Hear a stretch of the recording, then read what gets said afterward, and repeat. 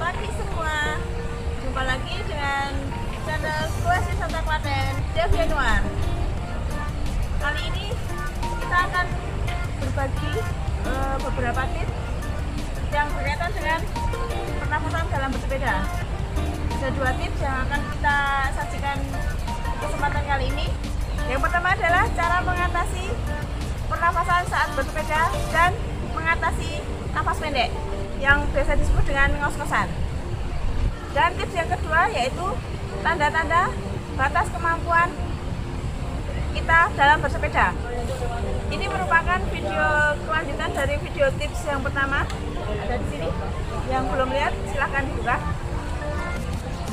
Yaitu video pertama tentang kesalahan yang masih sering dilakukan oleh pegoes pemula. Untuk tips kali ini kita saksikan video berikutnya. Selanjutnya kita mulai dengan tips yang pertama, yaitu tips tentang teknik mengatasi pernafasan saat bersepeda dan cara mengatasi nafas pendek atau yang biasa dikenal dengan ngos-ngosan. Saksikan video. Dalam bersepeda itu penting karena apa? Saat kita bersepeda kita membutuhkan tenaga yang ekstra dan asupan oksigen yang banyak agar tidak terjadi ngos-ngosan ataupun bisa berakibat kram. Bagaimana caranya agar pernafasan kita bagus? Yaitu seperti ini. Kita contohkan dengan menggunakan tisu. Kita tarik nafas melalui mulut dan nanti kita hembuskan juga melalui mulut. Kita ambil sebanyak-banyaknya oksigen dari mulut. Kemudian kita hembuskan juga dengan sekencang-kencangnya melalui mulut juga, seperti ini.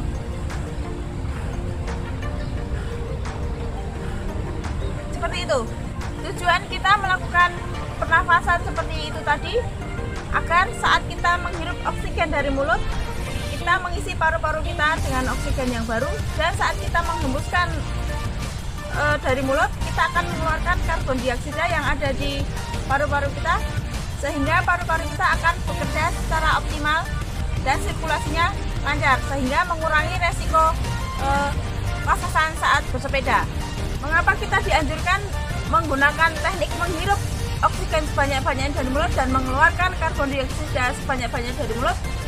Karena kalau kita menggunakan hidung, lubang hidung kita kecil sehingga kita tidak akan bisa optimal dalam menghirup oksigen maupun mengeluarkan karbon dioksida.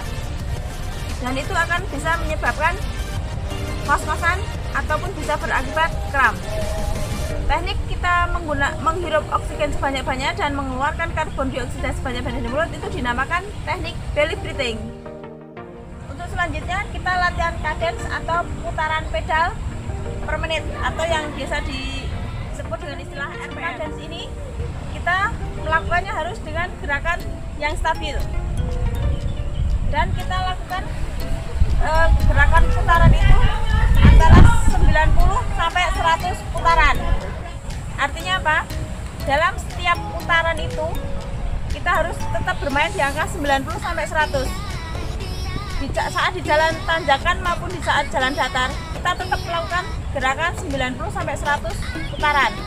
Dan untuk mengatasi itu agar tetap stabil, kita mainkan gear, baik gear depan maupun gear belakang.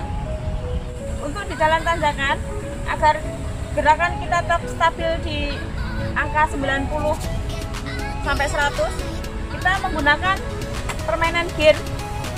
Yang paling belakang menggunakan gear yang paling besar. Sedangkan untuk di jalan datar, kita menggunakan gear belakang yang paling kecil. Agar perputaran kita tetap stabil di angka 90 sampai 100.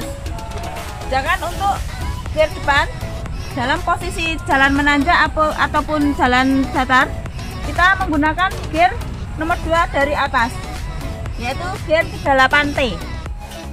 Selanjutnya kita berlatih bersepeda bersama peloton atau grup. Saat kita berlatih bersepeda bersama grup, kita akan merasakan ringan dan happy. Karena apa? Saat kita melakukan goes bareng peloton, kita akan terkurangi terpaan angin dari depan, karena posisi kita ada di tengah. Jangan kita berlatih bersepeda bersama grup akan merasakan happy karena bisa bersama-sama melakukan sepeda dengan teman-teman. Dengan kita bersepeda bersama grup, kita akan melatih gerakan kadans kita. Karena biasanya teman-teman kita yang ada di depan itu mempunyai kemampuan lebih di atas kita. Sehingga kita secara tidak langsung akan terus mengikuti ritme gerakan kadans teman-teman kita yang ada di depan. Sehingga grup kita tidak akan terputus. Disitulah kita bisa melatih kadans dan teknik pernafasan kita agar bisa lebih optimal dalam melakukan bersepeda bersama grup. Untuk selanjutnya tips yang kedua yaitu mengenai tanda-tanda kita mencapai batas kemampuan dalam bersepeda. Untuk selengkapnya saksikan yang kedua yaitu yang berkaitan dengan tanda-tanda batas kemampuan kita dalam bersepeda. Di antaranya 1. Tubuh kita sudah merasakan panas, apalagi saat kita melakukan tanjakan. Tubuh kita akan merasakan panas bukan karena panas karena terpapar matahari, tapi kita akan merasakan tubuh kita tuh kepanasan. Dan saat kita merasakan seperti itu, kita harus berhenti. Tapi masih banyak juga yang mengabaikan tanda-tanda seperti itu.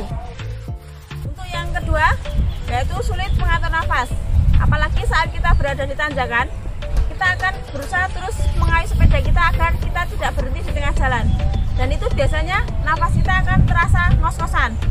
Di situ kita sebenarnya sudah mencapai batas kemampuan kita dalam bersepeda.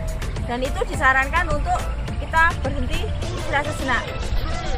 Tetapi istirahat kita itu jangan langsung turun terus rebahan. Kita harus berhenti dan kita turun perlahan-lahan. Kemudian kita mencari tempat duduk yang aman sambil selonjoran dan kita mengatur kembali nafas kita. Untuk yang ketiga, berkunang-kunang atau kita merasakan mual. Pada saat kita bersepeda, kita tadi sudah merasakan tubuh kita panas. Bukan karena panas matahari, tapi tubuh kita merasakan panas dan nafas kita sudah ngos-ngosan. Kalau kita terus bersepeda, lama-kelamaan mata kita akan berkunang-kunang dan pandangan ke depan terasa kabur. Sebenarnya hal itu sudah menandakan bahwa kita harus berhenti untuk beristirahat.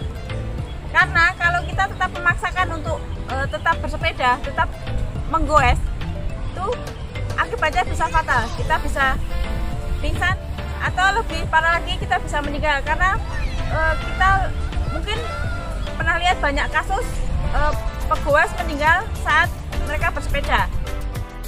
Dalam bersepeda itu kita harus melakukannya dengan hati yang senang dan jangan memaksakan diri, karena kemampuan bersepeda setiap orang itu berbeda-beda dan batas kemampuan setiap orang dalam bersepeda pun juga berbeda-beda.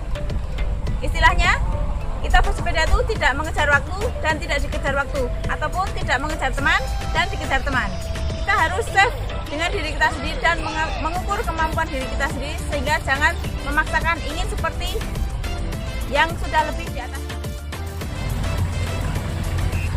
Demikian tips kita pada kesempatan kali ini. Semoga tips ini bermanfaat dan memberikan inspirasi bagi kita semua.